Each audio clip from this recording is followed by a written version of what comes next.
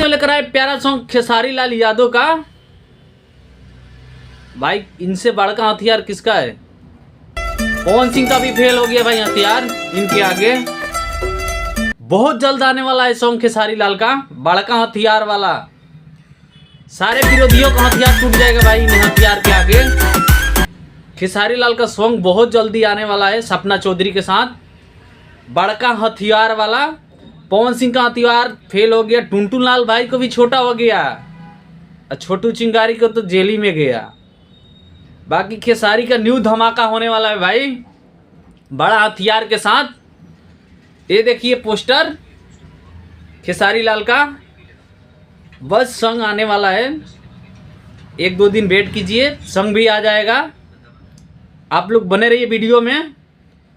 खेसारी लाल का इनमें लुक क्या है, कितना पोस्टर अच्छा से बनाया गया है भाई, बड़ा हथियार के साथ बनाया गया है पोस्टर खेसारी लाल यादव का। खेसारी लाल आम आदमी थोड़ी है भाई, नाम खेसारी है। थोड़ा सा वीडियो बना देना। ठीक है, चलिए दोस्त मिलते हैं अगले वीडियो में। बाय। हमारे चैनल को सब्सक्राइब कीजिए। बाय।